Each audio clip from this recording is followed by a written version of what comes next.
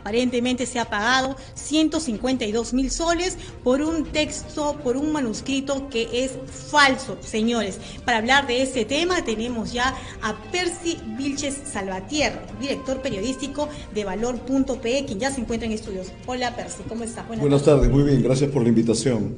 Bueno, en realidad un tema bastante penoso, ¿no? Dada la importancia que tiene César Vallejo para nuestra tradición literaria. Él tiene un famoso libro de reflexiones sobre Rusia, que precisamente se llama Rusia 1931, Reflexiones al pie del Kremlin. Entonces, en teoría, este manuscrito que se ha comprado, ¿no?, en la Biblioteca Nacional, era como una segunda parte de esto. Entonces, imagínate el realce que podía tener la adquisición de esta obra. Lamentablemente, no se han seguido los procedimientos más adecuados para dar fe de que era un documento original, ¿no? Así, hablábamos de un peritaje y un cuestionamiento de Ada Arrieta respecto a este tema, pero ¿dónde queda el trabajo del Ministerio de Cultura? ¿No es cierto? Porque para hacer un lanzamiento de ese tipo hubo una conferencia de prensa, se presentó el ministro, la directora de la Biblioteca Nacional, dijeron esto, señores, es el manuscrito de 1932, eso es el manuscrito original y estamos aquí contribuyendo al tema de la cultura, pero sin embargo estamos viendo que no es así. Es un despropósito, ¿no? Indudablemente, como te decía, es algo bastante penoso. Por supuesto, se ha incurrido en negligencia, quizás en otros, ¿no?, elementos que sean objeto de sanción y de investigación, por supuesto, pero acá lo fundamental es que es un reflejo del desgobierno que rige a las instituciones públicas en este marasmo de estos últimos 3 años en que no hay ninguna dirección. Entonces no puede realizarse una adecuada gestión pública si no hay un adecuado direccionamiento político. Entonces, para bien o para mal que haya surgido esto a la luz, es un motivo para que la gente pueda tomar cartas en el asunto, ¿no? O sea, no solamente quienes están encargados de fiscalizar, sino también las ciudadanías, sino que lamentablemente el Ministerio de Cultura, por más buenas intenciones que tenga o negligencias como las que se han dado en este caso, es prácticamente la última rueda del aparato estatal, ¿no? O sea, es el que tiene incluso el menor presupuesto. No llega a tener ni siquiera el 1% del presupuesto. O sea, luego está ahí educación, que también es otro problema. Entonces, así se están dando las cosas. Ahora, el problema, por ejemplo, con este manuscrito, es que se estaba gestando su adquisición desde el año 2005, cuando Sinesio López era el director de la biblioteca. Entonces, en ese momento creo que eran $25.000 y nada más.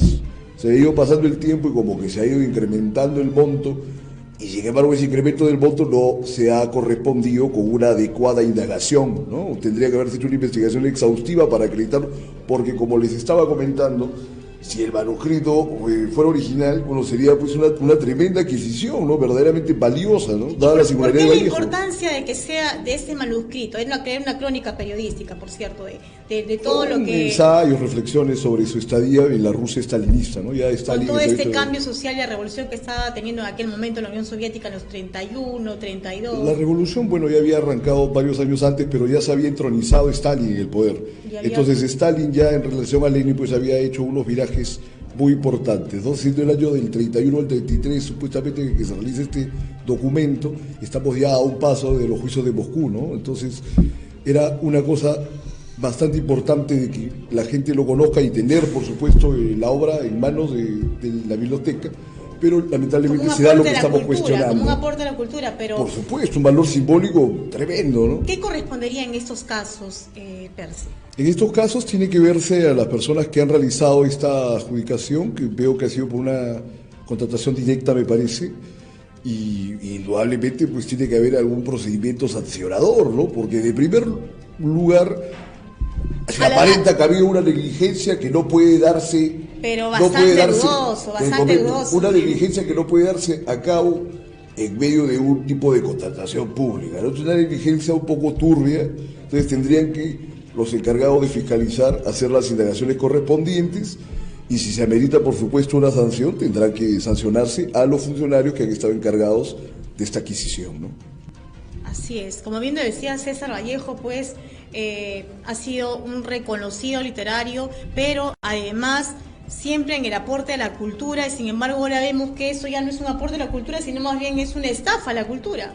Bueno, estafa es un término muy fuerte porque tú sabes que tiene implicancias penales, ¿no? Entonces, podríamos hablar de una supuesta... Yo te digo, ¿qué pasa con el Ministerio de Cultura y las instituciones públicas en general parte del gobierno que señalo? O sea, hay bastante inactividad. Por supuesto, hay buenos profesionales que quieren hacer las cosas de la mejor manera, pero hay una gran cantidad de personajes que no se sabe qué cosas hacen en estos predios. Uno siempre desconfía, por ejemplo, los intelectuales, ¿no es cierto? Con el tema este de Remo Garón, el opio de los intelectuales. No necesariamente los intelectuales son los más adecuados en teoría para llevar a cabo funciones de gestores públicos.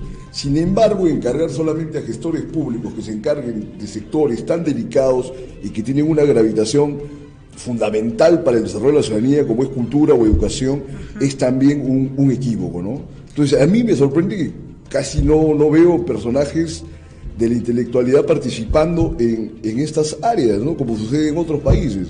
Es el caso paradigmático es México, con todos los cuestionamientos que se puede haber dado al PRI, o sea, durante la larga temporada que el PRI ejerció el poder allá, o sea, los intelectuales se vieron muy favorecidos en cuanto al ejercicio cultural, ¿no?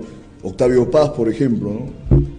Es una muestra representativa de hasta qué nivel se puede llegar cuando hay una coordinación adecuada entre el Estado y la intelectualidad, ¿no? La gente que está pensando y que está reflexionando acerca del país y a dónde llevarlo mejor, a un lugar mejor. Nosotros no tenemos nada en ese sentido. Como bien lo decías, Percy, y tenemos que trabajar mucho. Así es, digamos, se dejan ese tipo de trabajo a la parte técnica, sin embargo hay una responsabilidad política también, que no hay que dejar de lado. Absolutamente.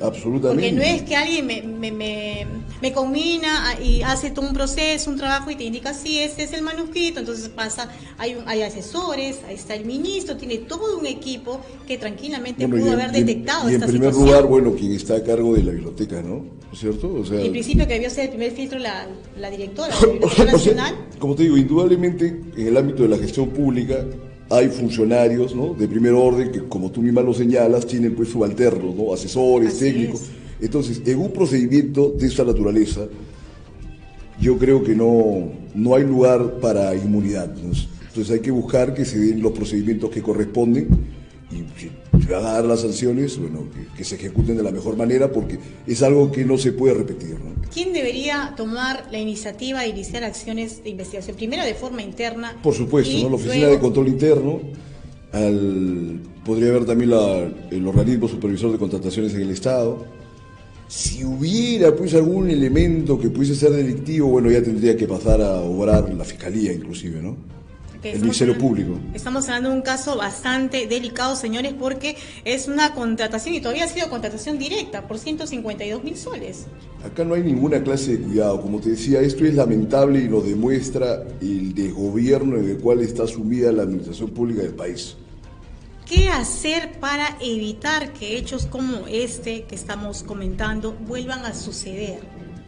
Bueno, en primer lugar, tratar de cumplir con los protocolos que están o tratar de perfeccionarlos, no dejar tan a la ligera un caso tan delicado sin recurrir, por supuesto, a expertos, ¿no? O sea, luego de que ya se ha dado la adjudicación, creo que han habido 2 peritajes y sale lo de esta señora, ¿no?, que es la especialista, Arrieta, y dice, bueno, esto no tiene nada que ver. Entonces, ¿cómo es posible que se lleve a cabo una adquisición y de un autor tan importante, quizás el más importante de nuestra tradición literaria, y que no se haya tenido ningún cuidado? Es francamente una negligencia insoportable, insostenible, ¿no? Así es una situación realmente repudiable, porque hechos como este no deberían volver a suceder, señores, porque la cultura, si bien es cierto, no tiene es la última rueda del coche, como bien ya lo indicabas, Percy, presupuestalmente y como direccionamiento, como visión, no existe. El Perú no es un país que apuesta por la cultura.